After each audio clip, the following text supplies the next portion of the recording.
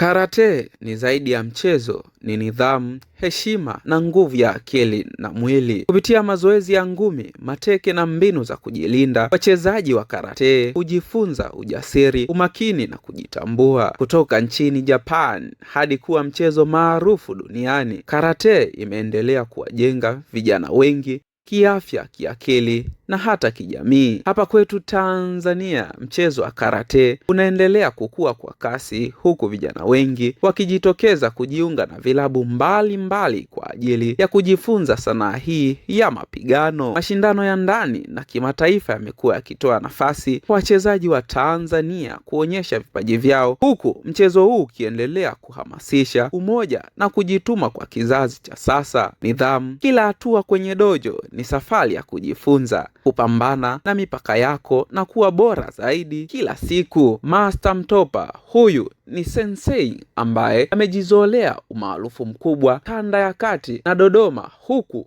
akitoa mafunzo mbalimbali kwa vijana ambao wana uhitaji wa kujiunga na mchezo huo. Anaitwa Sensei Mtopa, ni mwalimu wa mchezo wa Shotokan Karate, napatikanika katika mji wa Dodoma, lakini niko hapa katika kuielezea jamii kuwa karate ni nini. Karate ni mchezo ambao una faida nyingi katika maisha ya mwanadamu. Kwanza ni afya, pili ni connection, tatu ni ulinzi, lakini ni elimu ya sanaa ambayo yenyewe ni ajira. Kwa hiyo jamii isichukulie kuwa mchezo wa karate kama ni mchezo ambao ni hatarishi au ni mchezo hatari, kwa sababu mchezo wa karate una spiriti kwa mwanafunzi yoyote ambaye anafundishwa karate katika kusimamia misingi ya maadili, haki, wajibu na kushirikiana na jamii na serikali kwa ujumla.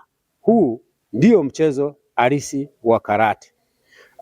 Kwa kifupi, ningependa kuielezea jamii, taasisi na hata Wizara ya Michezo.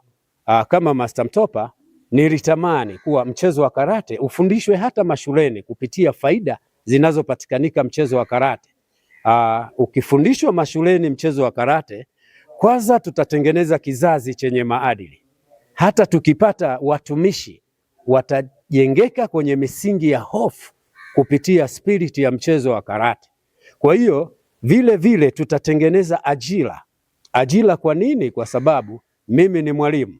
Kama hatuna mitahala ya elimu kupitia michezo, tukaingiza huu mchezo, maana yake unatengeneza kizazi kilichoandaliwa vizuri lakini kinakosa ajira. Mwisho wa siku tutatengeneza kizazi kibaya. Kwa hiyo ningeshauri serikali kupitia wizara waangalie kwenye hizi schools, wale wahitimu wenye mikanda mikubwa wapewe fursa ya kufundisha. Lakini wadau nikimaanisha watu wenye shule binafsi, watu wenye makampuni ya ulinzi, taasisi mbalimbali. Karate ni mchezo ambao unajenga afya ya mwanadamu. Wewe ukiwa kama mwajiri unatamani unayemwajiri awe na afya bora ili akuwajibikie katika mazingira yako ya kazi vile ipasavyo.